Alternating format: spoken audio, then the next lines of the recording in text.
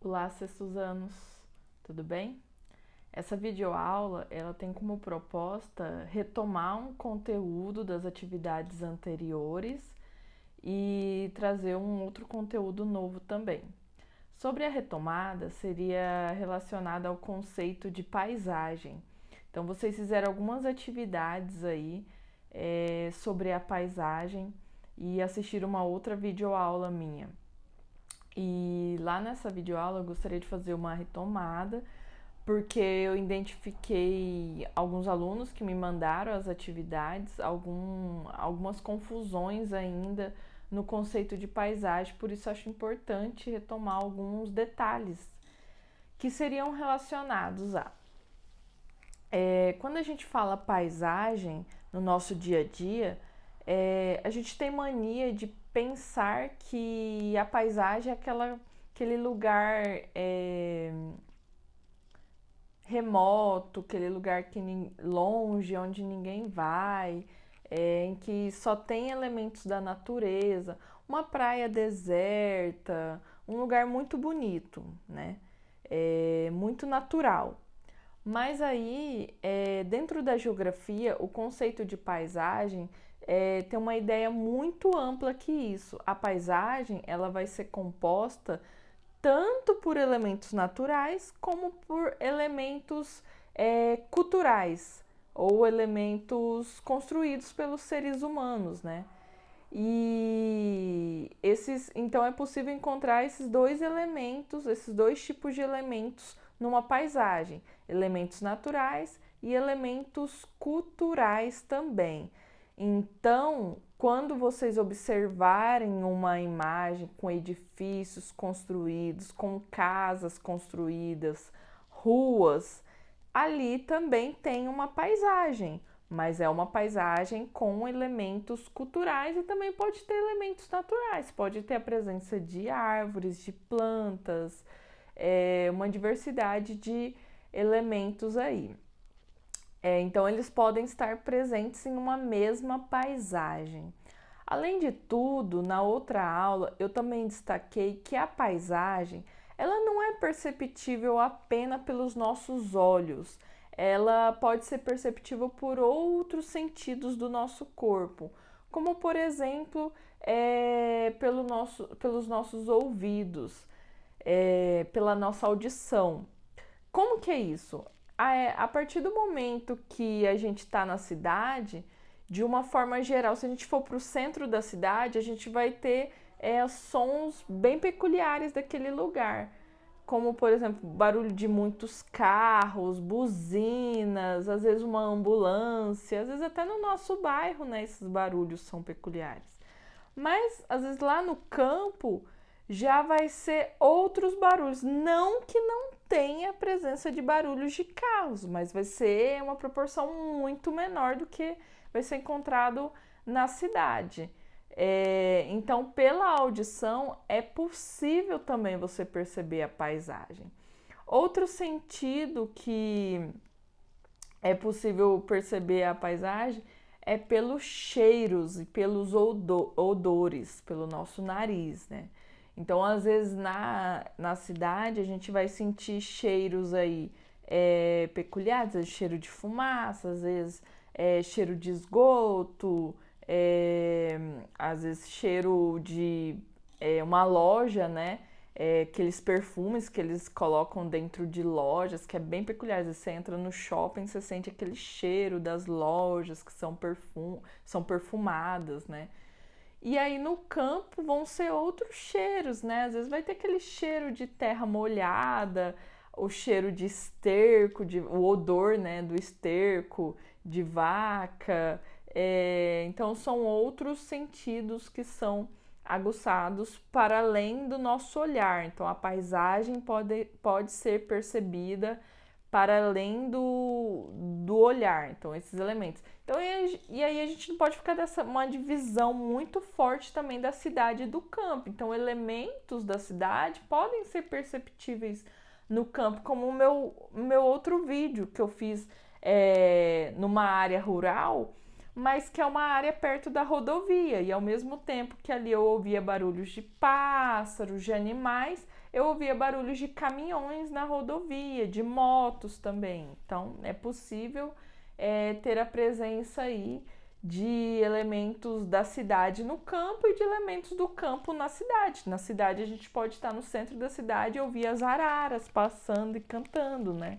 Então há essas possibilidades. Então o que é importante vocês entenderem de paisagem?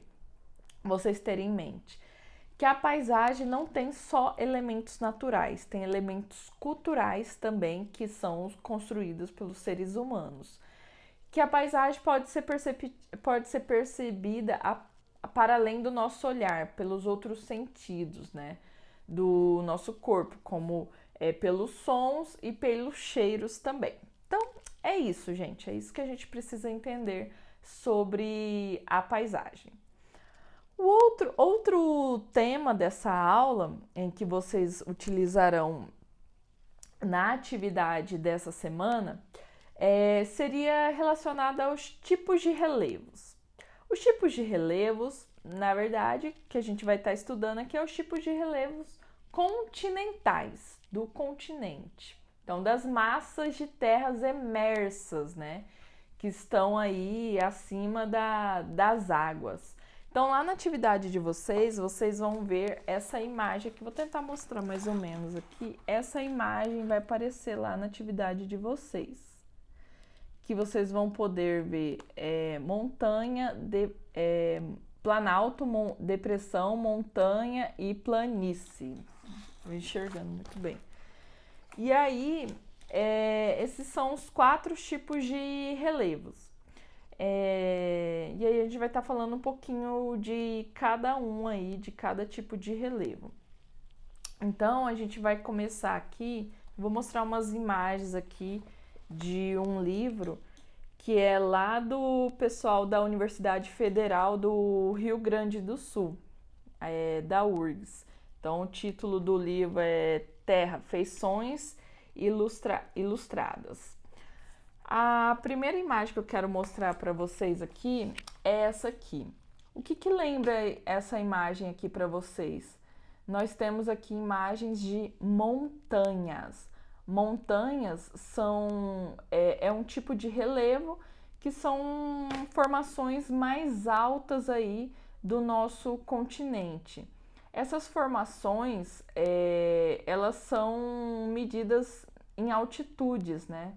Então, elas vão ter aí, em média, aqui esses autores colocaram, excedem os 300 metros de altitudes, mas aí é muito mais que isso, né? E muito mais que isso aí, que são as elevações das montanhas. Então, às vezes a gente olha para uma montanha, a gente vai ter aquela imagem até de gelo lá no pico. Por quê? Porque elas têm as suas altitudes muito elevadas. E aí eu aproveito para fazer um destaque que quando a gente estiver falando de relevo, a gente vai falar de altitudes. E altitude, ela é diferente de altura. Posteriormente eu vou fazer uma aula só para explicar essa diferença aí, porque eu preciso desenhar para vocês estarem entendendo essa diferença. Então, as montanhas, elas compõem as formações de relevo mais altas do nosso continente. No geral, as montanhas, elas têm formações aí originárias em encontros ou desencontros de placas tectônicas, principalmente em encontros em que 2 placas tectônicas se encontram e uma vai entrando por debaixo da outra, que é o movimento convergente. Então, esse sorgimento aqui que acontece com essa placa tectônica faz com que haja a formação de montanhas. Então, um conjunto de montanhas nós chamamos de cordilheiras, né? A gente tem um exemplo aqui na América, na parte oeste da América, que é a Cordilheira dos Andes. E essas montanhas a gente chama também aí de um relevo mais jovem, né? Porque ela ainda está passando por um processo de erosão ainda, por isso que são muito altas, né? Aí, só a título de curiosidade, o ponto mais alto do mundo seria o Everest, né? Que faz parte da cordilheira do Himalaia, que fica na Ásia.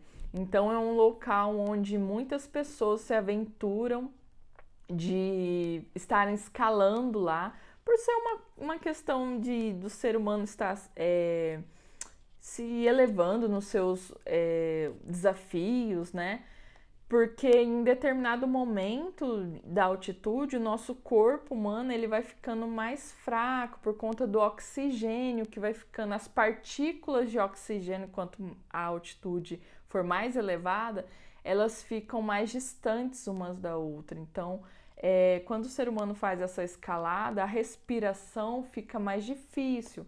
A gente tem o exemplo também de quando jogadores de futebol da nossa seleção viajam para jogar em países que têm altitudes elevadas, pode ser países vizinhos aqui, se for na capital da Bolívia, por exemplo.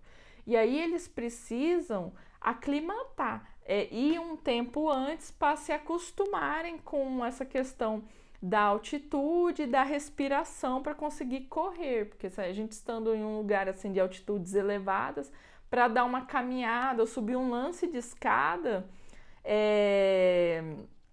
a gente fica ofegante, né? Falta ar para a gente, às vezes tem que tomar um remédio específico para isso, para tratar o chamado mal da montanha, né? Então, bom, sobre montanha é isso. Outro tipo de relevo que eu queria falar para vocês seria sobre, vamos ver qual que é o próximo aqui, planícies. Então aqui a gente tem essa imagem aqui sobre as planícies. Vou mostrar para vocês. As planícies, elas são regiões, planície vai ser essa parte aqui, ó, gente, ó, onde está a setinha aqui. Então, como vocês podem ver aqui, essa região plana, as planícies são as regiões planas. Geralmente a gente chama assim, onde, tipo, vamos supor que isso aqui, esse morro aqui foi desgastado por muito tempo, então aqui foi depositando sedimentos, vamos pensar na areia, na terra, foi depositando e foi formando essa formação de relevo aqui mais plana. Então a planície ela está relacionado a esse tipo, a essa formação de relevo. A próxima aqui seria o planalto. O planalto é essa formação aqui, vou colocar assim. O planalto, eles são uma formação de relevo com altitudes elevadas, porém menos elevadas que as montanhas, são mais baixas, né? Então, de forma geral, os planaltos estão relacionados a formações elevadas, mas não tão elevadas quanto as montanhas. Então, é mais fácil da gente perceber em nossas viagens aqui pelo Brasil, formação aí de planalto. E o planalto a gente pode ter várias denominações aí, conforme os autores, né? A gente pode chamar de morros, serras, escarpas, aí são diversas denominações. Geralmente os morros, eles têm o pico deles mais assim, arredondado aqui, ó. Tem um exemplo aqui de morro. Então é mais arredondado. Então vocês podem perceber que diferente das montanhas, são menos elevados, né? Mas comparado às planícies, né? Tem uma elevação aí maior. Aí a última formação de relevo, a gente tem aqui a depressão. A depressão é essa parte mais baixa aqui. Aí você fala, professora, mas tá parecendo planície. Não tem nada a ver com planície. A depressão, ela vai ser um terreno mais rebaixados que os seus terrenos no entorno. E aí a gente vai ter dois tipos de depressão: depressão absoluta e depressão absoluta e relativa, absoluta e relativa, que vai ter relação aí com o nível do mar. Mas aí sempre a depressão, ela é aquela parte do terreno que ela vai estar mais baixa em comparação ao terreno do seu entorno, ok? Bom, sobre essa questão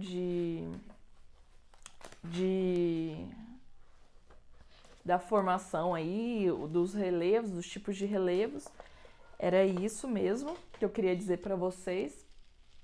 E aí uma outra atividade que vocês vão estar fazendo lá essa semana, que fala sobre a inter-relação de todos os elementos naturais e também o ser humano, como o clima, a hidrografia, relevo, eles estão interligados, um influencia no outro. Então vocês vão ler um texto lá, um pequeno texto na última atividade dessa semana, e vocês vão perceber o quanto um influencia no outro e quanto é importante um para o outro, ok? Então é isso, muito obrigado para quem assistiu esse vídeo e até a próxima aula.